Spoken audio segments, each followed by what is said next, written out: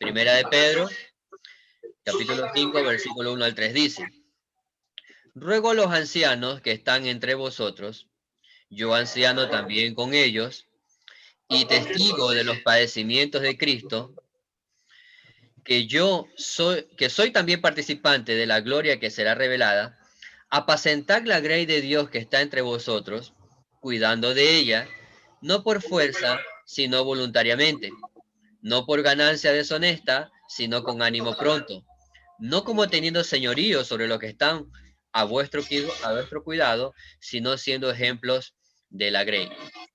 Esto es lo que menciona Primera de Pedro, capítulo 5. Y si podemos ver en estos pasajes, hay el uso de los tres términos que hemos mencionado.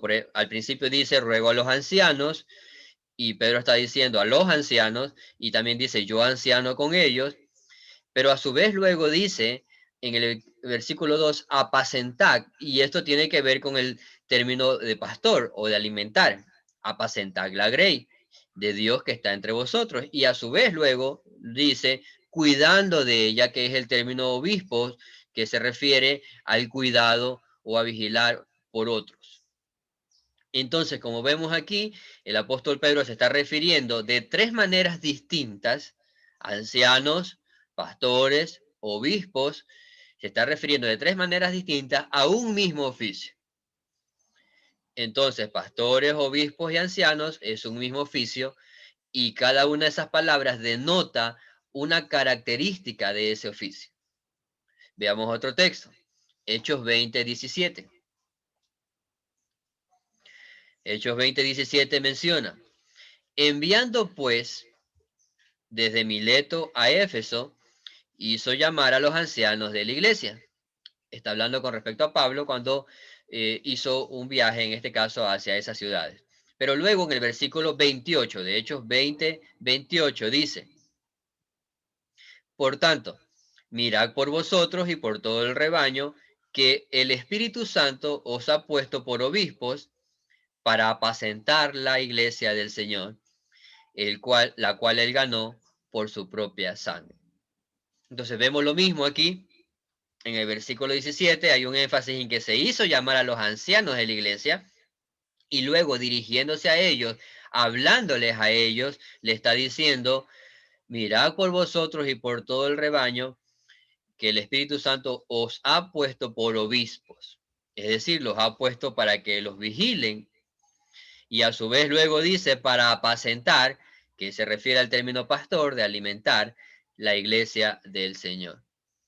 Entonces, lo que estamos viendo en estos pasajes, en esta primera consideración general, es que eh, vemos a hombres, en este caso los ancianos en la iglesia de Éfeso, a los cuales Pablo se está dirigiendo, pero en el mismo pasaje Pablo está diciendo o está haciendo referencia al mismo oficio, aunque lo hace de diferentes maneras. Ellos eran ancianos, es decir, eran líderes reconocidos oficialmente, pero también eran obispos que cuidaban o vigilaban de otros, pero a su vez también eran pastores que apacentaban o alimentaban al pueblo de Dios por medio de su palabra. Y aunque son diversas tareas o responsabilidades que deben ejercer los hombres que son llamados al ministerio, el oficio es uno solo. Todo anciano es obispo y pastor, todo pastor es obispo y anciano. Esa es la primera consideración con respecto al uso de los términos, porque lógicamente Pablo en el texto base que estamos usando de 1 de Timoteo se refiere a ancianos. Ancianos en el sentido de los oficiales de la iglesia local. La segunda consideración general es la importancia de la paridad, pluralidad y diversidad. Esta consideración general segunda lo podemos ver desde la primera expresión que leímos en primera de Timoteo, capítulo 5, versículo 17, cuando dice los ancianos. ¿Sí? Entonces lo que vemos aquí es una palabra en plural, los ancianos, pero a su vez también vemos que luego dice que gobiernan. Entonces, en ese sentido, lo que vemos en este texto es que hay una pluralidad, es decir, que se refiere a que hay más de uno pero también hay una paridad, es decir, que tienen igual autoridad. Los ancianos, varios, gobiernan con la misma autoridad. Y a su vez también hay una diversidad, en ese sentido, una diversidad de dones. Ahora, estas palabras, pluralidad, paridad y diversidad, no se encuentran literalmente mencionadas en las Escrituras, pero los conceptos de estas sí lo están. Como mencioné en 1 de Timoteo 5:17, dice los ancianos que gobiernan bien. En otra versión dice los líderes de la iglesia. Y esto lo que sustenta es la estructura bíblica normal para el liderazgo en iglesia local. La estructura bíblica normal y que Dios ha dado a su iglesia es una pluralidad en número, es decir, más de uno, una paridad en autoridad, es decir, todos tienen la misma autoridad, ninguno tiene una autoridad mayor a la de otro, y una diversidad de dones, es decir, Dios capacita a los hombres conforme y Dios da dones a los hombres conforme a su soberanía. En otras palabras, la norma en una iglesia bíblica local es que haya más de un pastor o anciano. Y eso es lo que vemos en el texto de 1 de Timoteo 5:17. Cuando se refiere a más de uno, cuando dice los ancianos que gobiernan bien. Veamos también un texto, Hechos 14:21 en adelante. Hechos 14:21 en adelante dice: y después de anunciar el evangelio a aquella ciudad y de hacer muchos discípulos, volvieron a Listra, a Iconio y a Antioquía, confirmando los ánimos de los discípulos, exhortándoles a que permaneciesen en la fe y diciéndoles: es necesario que a través de muchas tribulaciones entremos en el reino de Dios. Y constituyeron ancianos en cada iglesia, y habiendo orado con ayunos, los encomendaron al Señor en quien habían creído. La verdad es que la iglesia en nuestro contexto actual no está siguiendo correctamente, la iglesia comúnmente el contexto evangélico comúnmente no está siguiendo estas instrucciones con respecto a la importancia de la paridad, pluralidad y diversidad. Lo que vemos en este texto es cómo fue llevado a cabo la misión de predicar el evangelio. Dice, fue anunciado el evangelio, así empiezan las iglesias locales, fue anunciado el evangelio, se hicieron muchos discípulos, a estos discípulos se les enseñaron las cosas que deben de guardar, y luego se confirmando sus ánimos y exhortándoles a que permaneciesen en la fe, que dice, fue necesario que fueran constituidos ancianos, más de uno, en cada iglesia. ¿Sí? Entonces el patrón escritural es el mismo. Hay una importancia en la paridad, pluralidad y diversidad. De hecho, el texto 23 dice que hubo una ordenación o un establecimiento en cada iglesia, en este caso de ancianos. Entonces concluimos lo siguiente en esta parte.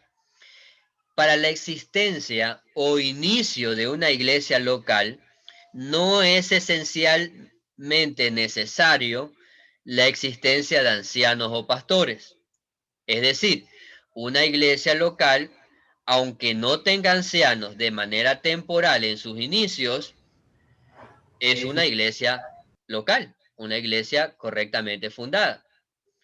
Pero a su vez también esto va a ser de manera provisional, hasta que el Señor conceda regular aquello, así como lo hizo con estas iglesias locales en el texto que acabamos de leer. Habían iglesias que fueron establecidas por la predicación del Evangelio, donde se hicieron discípulos, pero los ancianos fueron constituidos luego. ¿Ok? Entonces, veamos otro texto, Tito 1:5.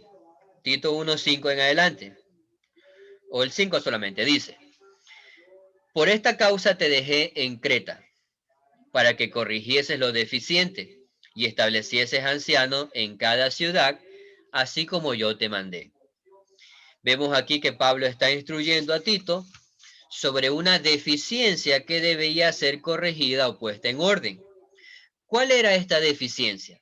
Bueno, según el texto nos dice que en cada iglesia local, en ese lugar o en esos lugares, no existía una pluralidad de ancianos. Por eso dice, para que establecieses ancianos en sentido plural, es decir, para que establecieses más de uno. Probablemente en cada ciudad, o no había, o en cada iglesia local. Cuando habla de cada ciudad, normalmente, como era el inicio de la iglesia como tal, no había más de una iglesia quizás en cada ciudad, sino que solo había una iglesia. Por eso cuando dicen cada ciudad es como decir en cada iglesia local. Entonces lo que vemos aquí es que en cada ciudad, en singular, se establecieron ancianos. Por lo tanto, lo que vemos es, y el énfasis aquí, lo que está sucediendo en Creta es que se estaba corrigiendo algo que faltaba, algo que estaba incompleto, por decirlo así, algo que estaba deficiente. Por lo tanto, lo que sucedió con Pablo y lo que afirma la Escritura es que Tito fue dejado para que colocar hombres calificados en este oficio y ordenar ancianos en cada iglesia o ciudad, en cada iglesia local o en cada ciudad. Habiendo mencionado estas consideraciones generales con respecto al significado de los términos ancianos, obispos y pastores, y con respecto a la importancia de la paridad, pluralidad y diversidad en la iglesia local, eso nos lleva a nuestro siguiente punto, que ya tiene que ver, en este caso, con las responsabilidades de los creyentes con respecto a los pastores, o con las responsabilidades de la iglesia con respecto a los pastores. Una de esas responsabilidades es honrarlos debidamente. Versículo 17 de 1 Timoteo 5 dice: los ancianos que gobiernan bien sean tenidos por dignos de doble honor, mayormente los que trabajan en predicar y enseñar. Pues la Escritura dice: no pondrás bozal al buey que trilla, y digno es el obrero de su salario. Ya consideramos en pasajes anteriores el uso del término honrar o dar honor. Eso lo consideramos al inicio del capítulo 7. Y cuando Pablo hablaba en ese sentido de honrar o dar honor, refiriéndose a los ancianos o a las ancianas, ellos merecían ser tratados con honra u honor, es decir, merecían ser tratados con respeto, con el respeto que merecen, pero a su vez también el término honrar o dar honor se refería de manera particular a que esta honra debería ser demostrada de una forma tangible. ¿Cuál era esa forma tangible que esta honra debería ser demostrada a los ancianos o a las ancianas? O que los hijos y los nietos deberían demostrar a sus abuelos o a sus padres. Bueno, la forma tangible era una preocupación genuina por las necesidades físicas de este grupo de personas, lo cual ellos enfrentaban. Entonces, cuando Pablo en el inicio del capítulo 5 hablaba de honrar, se refería a eso, a un respeto, pero también a una honra en una preocupación por las necesidades físicas. De la misma manera, ahora Pablo instruye a Timoteo con respecto a nuestras responsabilidades hacia nuestros pastores. Ellos merecen que los honremos con respeto por su labor realizada, pero también que la iglesia muestre una preocupación genuina por proveer para sus necesidades básicas. Vamos a ver por lo menos tres preguntas en este segundo punto. ¿Quiénes merecen este reconocimiento? ¿Qué significa dignos de doble honor? ¿Y cuál es la labor principal que llevan a cabo estos hombres? ¿Quiénes merecen este reconocimiento? Bueno, Pablo responde: los ancianos que gobiernan bien. Y esto se refiere a un aspecto de su liderazgo. Ellos dirigen y tienen una gran responsabilidad. Por eso se enfatiza en que lo hacen bien. En otras palabras, realizan su labor con excelencia. Ahora, cabe mencionar que Pablo no está definiendo, no está diciendo que hay dos tipos de categorías de ancianos o dos tipos de categorías de gobiernos. Tampoco está refiriéndose a que hay un grupo de ancianos santos y un grupo de ancianos pecadores. Tampoco está diciendo Pablo que hay diferentes niveles de autoridad, que eso ya lo aclaramos previamente. Y tampoco está refiriéndose a que un pastor tiene una autoridad sobre otros pastores, como probablemente quizás hay en algunas congregaciones que mantienen un liderazgo jerárquico. Es decir, se resalta la imagen de un pastor como el amo y dueño de la iglesia, al punto que la congregación gira en torno suyo de acuerdo a sus intereses personales. Eso no es a lo que nos referimos o a lo que se refiere Pablo con gobernar bien. Como ya hemos mencionado, el perfil bíblico es la paridad e iguales en autoridad. Entonces, lo que Pablo está diciendo a la iglesia en Éfeso y por lo tanto a cualquier otra iglesia que considere estos principios, debe de enfocarse en un apoyo financiero a los ancianos que gobiernan bien. No se trata quizás, como algunos piensan, de que, bueno, como yo tengo el cargo de liderazgo, como tengo el cargo de pastor, entonces eso me hace merecedor al beneficio de parte de la iglesia. Ese no es el énfasis aquí. No es el título del cual pudiéramos jactarnos, tampoco es en este caso, el cargo como tal, el que me hace merecedor de algún beneficio. Lo que me hace merecedor o lo que hace merecedor a un pastor de un beneficio con respecto a la iglesia local es desempeñar laboriosa y fielmente su oficio. Es a eso a lo que se refiere con gobernar bien. Por lo tanto, ¿quiénes merecen este oficio? Los ancianos que gobiernen bien, no por su cargo como tal, sino por la labor que realizan de manera excelente. Ahora, ¿qué significa esto de dignos de doble honor? Hay algunas interpretaciones en este sentido con respecto al significado del texto. Algunos tienen un enfoque con respecto en lo referente al respeto y otros tienen un enfoque referente a la ayuda material. Por ejemplo, Crisóstomo, uno de los padres de la iglesia, explica cómo esto significa doble honor y honorarios. Calvino dice que doble honor significa o se refiere a una doble porción con respecto a lo que las viudas recibían. Otros consideran de que se refiere a una mejor paga, una mayor paga o remuneración, es decir, un doble salario. Tertuliano menciona que se les debe dar honor como hermanos y honor como gobernantes. Un doble y más profundo respeto, solamente respeto. Y también hay otros que consideran que doble honor se refiere a brindar un honor como ancianos, pero a su vez brindar un honor adicional por la labor que realizan de forma excelente. Entonces, ¿qué significa doble honor? Bueno, diríamos que de acuerdo al contexto que hemos estado considerando, otorgarles un honor o respeto a ancianos es importante, un respeto y un honor por su labor, pero a su vez también se refiere a un apoyo financiero generoso de acuerdo a las posibilidades de la iglesia local. Ahora, recordemos que cuando hablamos del tema de las viudas, ellas merecían el respeto de sus hijos, nietos o familiares, pero a su vez, como ya mencionamos, esta honra a las que en verdad eran viudas, no a todas las viudas, sino a las que en verdad eran viudas, merecía o consistía en darles un apoyo o sustento financiero. Es lo que menciona 1 Timoteo 5, versículo 3, honra a las viudas que en verdad lo son. Y en 1 Timoteo 5, versículo 8 dice, porque si alguno no provee para los suyos, y mayormente para los de su casa, ha negado la fe y es peor que un incrédulo.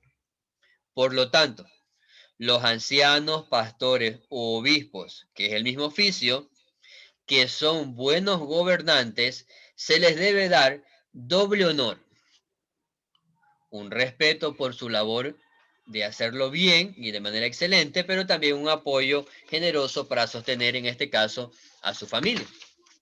Sin embargo, es importante recalcar que cuando dice doble, ese término doble no tiene una intención de ser usado de forma literal.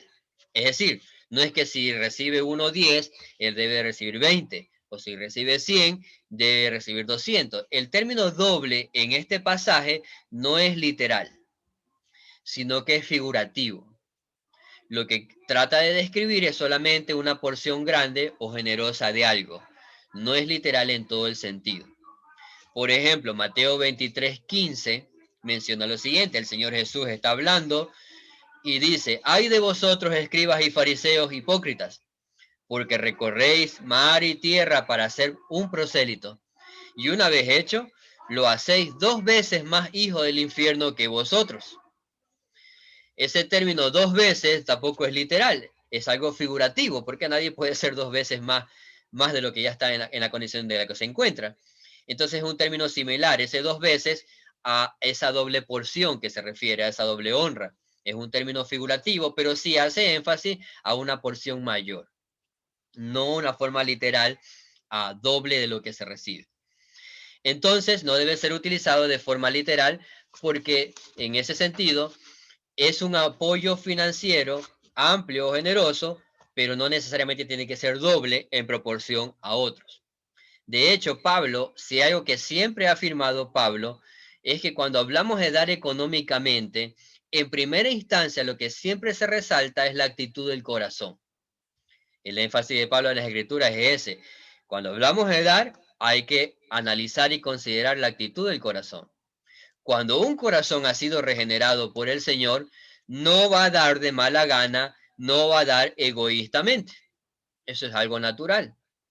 Los que honran a sus padres o abuelos, ancianos o ancianas, no lo hacen como una carga, sino que lo hacen como ayudar a alguien amado que merece o necesita esa honra.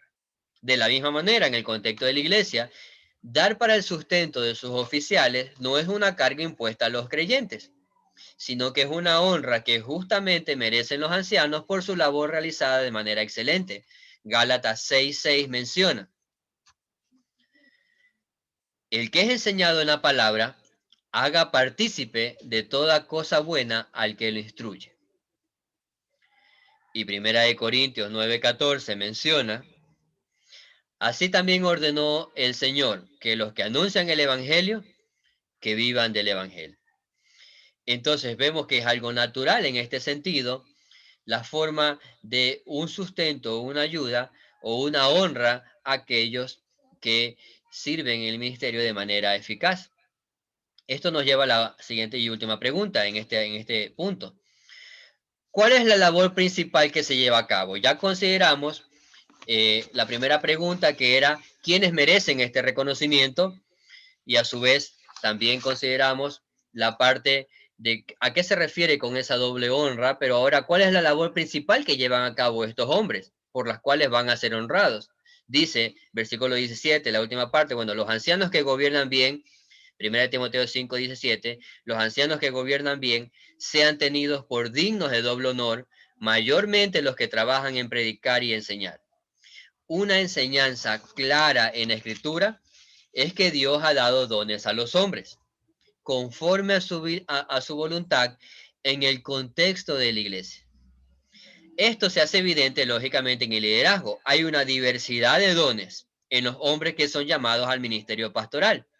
Y estos dones probablemente varían entre unos y otros. Por lo tanto, la labor principal, aunque no única, que realizan los ancianos, por la cual deben ser honrados, es por predicar y enseñar la verdad de Dios. En esa pluralidad y diversidad de dones, algunos pueden ejercer el gobierno en la iglesia local y han sido capacitados por Dios para realizar esto, pero hay otros que han sido capacitados por Dios en mayor proporción para ejecutar con mayor eficacia la labor de predicar y enseñar.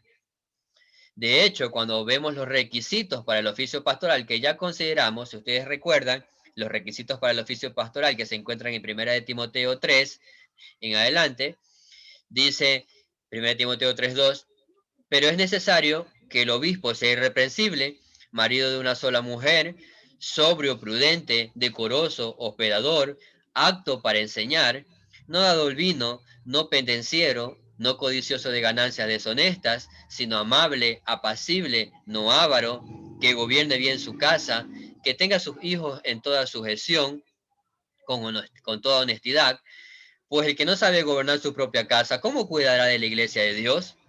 No un neófito, no sea que envaneciéndose caiga en la condenación del diablo. Entonces vemos que cada anciano que el Señor llama, cada pastor que el Señor llama a su servicio, al ministerio, cada uno de ellos debe tener, por lo menos en un grado mínimo, cada una de estas cualidades, las cuales ya consideramos anteriormente. Debe de tener la habilidad para enseñar y para gobernar. Eso es en primera instancia mostrado en su hogar y luego también en la iglesia. Por lo tanto, todos los pastores tendrán estas habilidades: la habilidad de administrar, la habilidad de la enseñanza y la habilidad de gobernar. Sin embargo, va a haber algunos que se caractericen de mayor manera por su habilidad de enseñar más eficazmente o en mayor proporción. Ellos a los que se refiere son los que trabajan en la predicación y enseñanza, quizás a tiempo completo. Entonces, esto nos lleva a considerar lo siguiente. Hay algunos pastores que trabajan más en predicar y enseñar que otros, pero es por la capacidad o los dones que Dios les ha dado. Algunos predican a tiempo completo y otros no. También, con relación a la honra o al pago que estamos hablando, la prioridad es para lo que predican y enseñan. Pero a su vez también es importante que debemos darnos cuenta que hay diferentes grados de dones para enseñar y gobernar. Es decir, algunos pueden enseñar y gobernar bien, otros en cambio solo pueden gobernar, otros pueden solamente enseñar y predicar. Entonces hay variantes en ese sentido en la diversidad de dones que Dios da. Pero todo esto que hemos mencionado con respecto a cuál es la labor principal que estos hombres llevan a cabo, la de los que trabajan en predicar y enseñar, Pablo lo ilustra a través de una analogía usando un texto del Antiguo Testamento de Deuteronomio 25:4, cuando él dice, no pondrás bozal al buey que trillare. En otra versión dice, no impidan que el buey coma mientras desgrana el trigo. ¿Ok? Entonces Pablo está usando está ilustrando este texto para explicar lo que la ley del Antiguo Testamento decía. La ley del Antiguo Testamento estipulaba que los bueyes, los animales, los bueyes que trillaban el granero o el grano, tenían derecho a comer de él. Es decir, estos bueyes no debían ser amordazados para evitar que coman. La implicación, por lo tanto, aquí es, si Dios estableció que los animales que trabajan para proporcionar alimento físico a otros deben ser alimentados, la pregunta es, ¿acaso Dios no estará de acuerdo en que aquellos pastores fieles que trabajan bien, proporcionando alimento espiritual para sus ovejas necesitadas, sean provistos de la honra necesaria para cubrir sus necesidades? Creo que Dios estaría de acuerdo con eso, y de hecho lo está, por eso la instrucción que está dando. Entonces, en este sentido, aquellos son los que trabajan bien, y este texto es que Pablo está usando para ilustrar aquello, pero también él usa o ilustra a través de esta cita. Pablo dice, digno es el obrero de su salario. Y esta es una cita tomada de Lucas 17. Aquí ya no está usando la imagen de un buey o de un animal, sino que usa la figura de un siervo. Y el principio es el mismo. La Biblia afirma que aquellos siervos que trabajan bien son dignos de recibir el pago por su trabajo. Por lo tanto, la responsabilidad o una responsabilidad que tiene la iglesia local con sus pastores es honrarlo debidamente por su trabajo arduo en el gobierno y en la enseñanza. Esto implica no retenerles el sustento que justamente merecen por su trabajo de proveer alimento espiritual a la iglesia. Ahora, sería algo muy despiadado, tal cual como amordazar a un animal para que no coma, o negarle la paga a un hombre contratado cuando la iglesia no cumple con su responsabilidad en esta área. La predicación y la enseñanza en la iglesia local es una de sus funciones primarias. Somos llamados a ser columna y baluarte de la verdad. Ese es el propósito central de la iglesia, mantener la verdad en alto. Somos responsables de proteger la sana doctrina, de pasarla a las siguientes generaciones, y esto se hace principalmente predicando y enseñando la verdad. Es el medio que el Espíritu Santo usa para llamar a los pecadores y santificar a los creyentes. Tan importante es la proclamación de las Escrituras que en la iglesia de Cristo Dios estableció otro oficio, el que conocemos como el diaconado. Dios estableció otro oficio para ayudar o apoyar con la función de predicar la palabra. Es decir, el diaconado fue instituido en primera instancia para ayudar a los pastores o a los ancianos a que no se desenfoquen de su labor principal, que es de predicar y enseñar. De hecho, esto fue lo que experimentaron los apóstoles en Hechos 6:2, cuando ellos dijeron: no es justo que dejemos la palabra de Dios para servir a las mesas. Buscad pues entre vosotros a 7 varones de buen testimonio, llenos del Espíritu Santo y sabiduría, a quienes encarguemos este trabajo. No se refería a la predicación, sino se refería al trabajo de servir en las mesas, lo cual había una complicación en ese contexto. Los ancianos deben ocuparse con todas sus capacidades para que esto se mantenga. Deben trabajar en la predicación y que eso sea lo principal en su ministerio, y la iglesia debe entenderlo, reconocerlo y honrarlo. Pablo le dijo a los tesalonicenses, 1 Tesalonicenses 5:12, os rogamos, hermanos, que reconozcáis a los que trabajan entre vosotros y os presiden en el Señor y os amonestan, y que los tengáis en mucha estima y amor por causa de su obra. Tened paz entre vosotros. Eso nos lleva, habiendo considerado que la iglesia tiene la responsabilidad de honrar debidamente a sus pastores, nos lleva a nuestro último punto. La iglesia tiene la responsabilidad de guardar a sus pastores en su testimonio.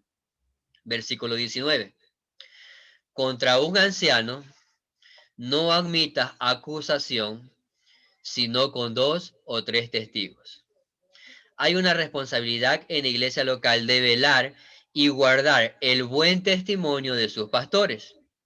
Recordemos que dentro de las cualidades para el oficio pastoral, era mantener una irreprensibilidad en aquellos que son llamados a servir en el ministerio.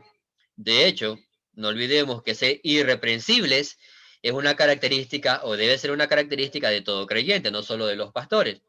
Pero en el caso de los que son llamados, es una característica que debe ser evaluada, la irreprensibilidad. Cuando hablamos de ser irreprensibles, nos referimos a un estado de un hombre, en este caso, a un estado presente de un hombre por el cual no se le puede acusar de nada justamente. Es decir, no hay ninguna razón para que sea acusado en el presente de manera justa. En tal sentido, la iglesia tiene la responsabilidad de velar y guardar el testimonio de sus pastores ante personas que pretendan acusarlos falsamente o pretendan acusar falsamente a un hombre de Dios.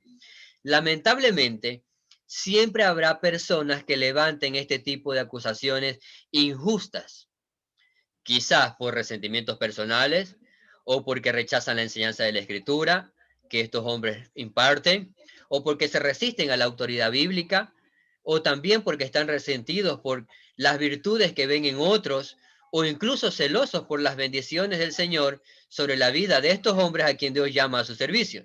Cualquiera sea la motivación, es incorrecta y pecaminosa, por las cuales algunos podrían levantar falsas acusaciones. Esta lamentable realidad, para quienes actúan así y perseveran en esto, es decir, perseverar en hacer falsas acusaciones sin fundamentos reales, lleva a estos hombres en convertirlos como mensajeros de Satanás, debido a que esta forma de actuar parte, o mejor dicho, esta forma de actuar no es nueva. El enemigo siempre ha actuado así. Siempre va a buscar desacreditar la confianza, la integridad, la credibilidad de un hombre para destruir su ministerio. Por lo tanto, es imprescindible que su pueblo, la iglesia, sea capaz de distinguir entre el chisme o las mentiras y lo que es verdad. Contra tales falsas acusaciones, Pablo da instrucciones a Timoteo y dice cómo se debe afrontar estos reproches o acusaciones contra los ancianos de 2 formas principales. Él dice: contra un anciano no admitas acusación.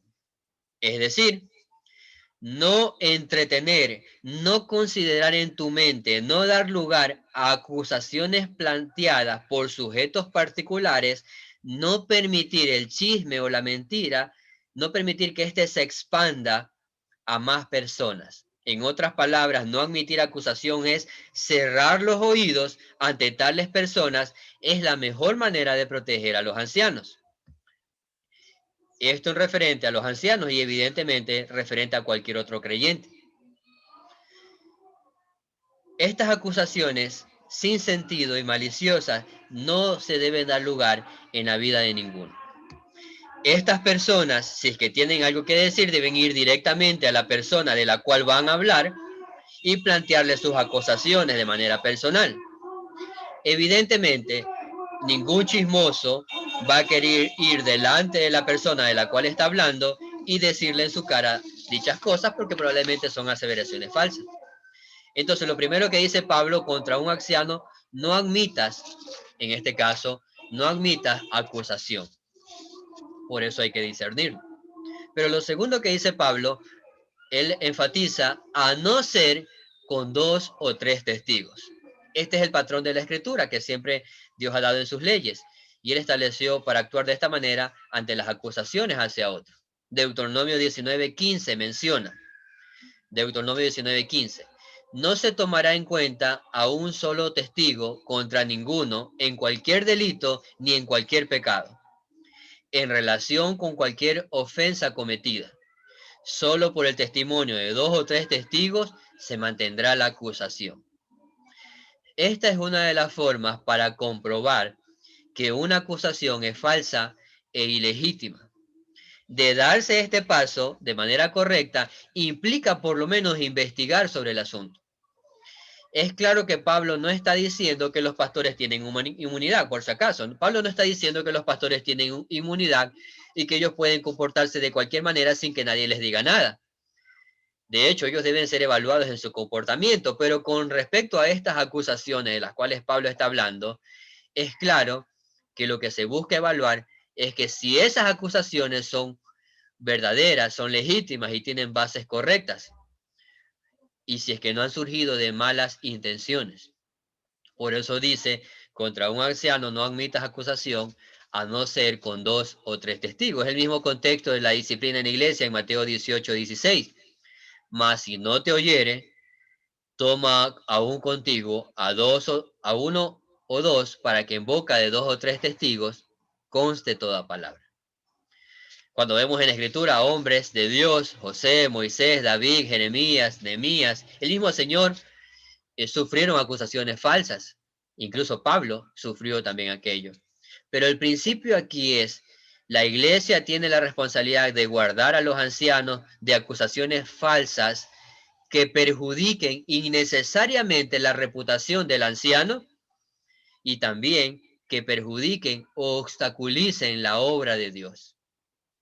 La iglesia tiene la responsabilidad en ese sentido de guardar el buen testimonio de los ministros contra las falsas acusaciones, o también, en ese caso, la iglesia tiene la responsabilidad de confrontar a aquellos ministros en los cuales se encuentren acusaciones reales y verdaderas.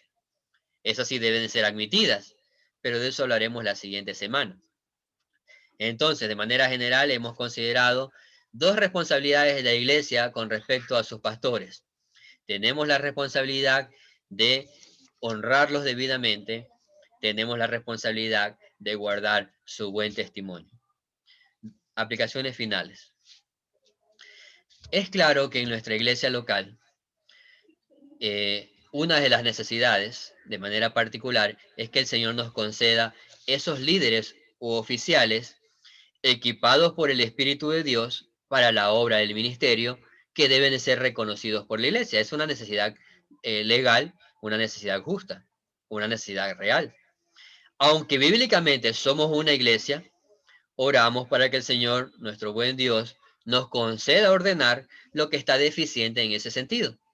De esta manera, la reforma en nuestra iglesia local no solamente sea en doctrina, sino que también sea en la práctica y en la vida. Por lo tanto, eso es un motivo de oración que debemos de tener constantemente. Es una de las cosas por las cuales oramos los miércoles. Mientras esto sucede, tenemos la responsabilidad de preparar las bases sobre las cuales estos hombres serán de beneficio para la iglesia local, porque no podemos esperar que un pastor venga a solucionar todas las cosas en la iglesia local. Más bien, lo que tenemos que hacer y tenemos la responsabilidad es establecer buenas bases para que estos hombres puedan establecer adecuadamente su servicio en la iglesia local. Debemos aprender a ser generosos con aquellos que ministran la palabra de Dios desde ya. Debemos aprender a orar los unos por los otros. Debemos aprender a reconocer los dones que hay en la iglesia. Debemos ponerlos al servicio de la iglesia para poder reconocerlos. Debemos prepararnos teológicamente sobre los requisitos que debemos evaluar en aquellos hombres. Debemos preparar nuestros corazones en humildad y sencillez para pastorearnos los unos a los otros, porque de lo contrario, no tendremos el corazón para ser pastoreados por un ministro del Señor. Si no nos pastoreamos desde ya, difícilmente un pastor podría realizar su labor en el corazón de alguien que no mantiene la práctica de pastorearse uno a otro, como la Escritura demanda en el contexto de la iglesia local. Entonces son aspectos en los cuales debemos de prepararnos y orar al Señor y actuar en este sentido. También cuando hablamos de paridad, pluralidad y diversidad, esto es algo que ya podemos vivir incluso ahora en la iglesia local. Dios no hace acepción de persona, todos aquellos que son de Cristo, más bien, a pesar de nuestras diferencias, todos aquellos que son de Cristo pueden ser de beneficio para el alma del otro. Por medio de los dones que Dios nos ha dado o que nos han sido otorgados por medio de su Espíritu Santo, desde ya podemos vivir esa pluralidad o esa diversidad, esa paridad en el contexto de ser miembros de la iglesia local. De hecho, Romanos 12 mencionaba, Romanos 12:4, porque de la manera que en un cuerpo tenemos muchos miembros, pero no todos los miembros tienen la misma función, así nosotros siendo muchos, somos un cuerpo en Cristo y todos miembros los unos de los otros. Romanos 12:4 y 5. Estas son las responsabilidades que el Señor nos ha dado y una de las cosas que debemos estar conscientes como iglesia local. Pero por último, es importante que estemos conscientes, el Señor lo sabe. Si alguien de los que está aquí puede darse cuenta de que aún no es de Cristo, si no es de Cristo aún, por ende no pertenece al rebaño del Señor y por ende no puede ser pastoreado por el príncipe de los pastores y tampoco puede ser pastoreado por la iglesia porque no es de Cristo. Esa es una lamentable realidad si alguien se encuentra en esa condición. Incluso se puede pasar toda la vida en el contexto de la iglesia, físicamente hablando, pero no participar espiritualmente de ella. Esperamos que no sea el caso de ninguno. Pero no se conforme, si alguien se encuentra en esa condición, no se conforme solamente en cumplir religiosa y externamente de los asuntos de la iglesia, sino que más bien examine su corazón para ver si usted pertenece a Cristo por la fe. Porque en el momento en que usted pertenece a Cristo, desde ese momento en que usted ha confiado en Cristo por la fe, ha confiado en su obra redentora, desde el momento en que el Evangelio trajo luz a su alma, o desde el momento en que lo haga, desde el momento en que usted confíe en los méritos de Cristo para salvación, con todo su ser, desde el momento en que dejemos de amar el pecado y nos apartemos del mismo, desde ese momento, o mejor dicho, esa es la obra que el Señor realiza cuando salva a alguien. No solo para participar externamente de la iglesia, sino para ser un miembro de la iglesia, con sus responsabilidades y con sus beneficios. Solo el Señor puede salvarnos, solo el Señor puede unirnos a la iglesia, solo el Señor puede cambiar nuestro corazón, solo el Señor puede unirnos espiritualmente a su cuerpo, que es la iglesia. Rogamos al Señor que pueda dar luz a quien no la tenga, si es el caso, y rogamos al Señor que pueda santificar a su iglesia mientras obra en medio de nosotros. Oremos. Señor, te damos gracias. Gracias, oh Dios soberano, por tu palabra. Gracias por recordarnos nuestras responsabilidades, Señor, porque ser parte de tu iglesia es un privilegio inmerecido, pero también es un privilegio que trae muchas responsabilidades. Señor, ayúdanos a estar conscientes de las mismas. Ayúdanos a ver nuestras responsabilidades hacia nuestro prójimo y en este caso, en lo considerado hoy, nuestras responsabilidades hacia los pastores. Señor, tú sabes quiénes serán y el tiempo en que serán, pero ayúdanos desde ahora a preparar nuestro corazón, a preparar a la iglesia para cuando tú concedas esos dones conforme a tu voluntad. Mientras tanto, oh Señor, ayúdanos. Ayúdanos a pastorearnos unos a otros, ayúdanos a establecer bases firmes, una membresía firme una membresía comprometida con la verdad. Señor, ayúdanos a hacer esa iglesia, columna y baluarte de la verdad, que traspasa tu testimonio tal cual a la siguiente generación. Señor, te rogamos que así pueda ser en el nombre de Cristo Jesús. Amén.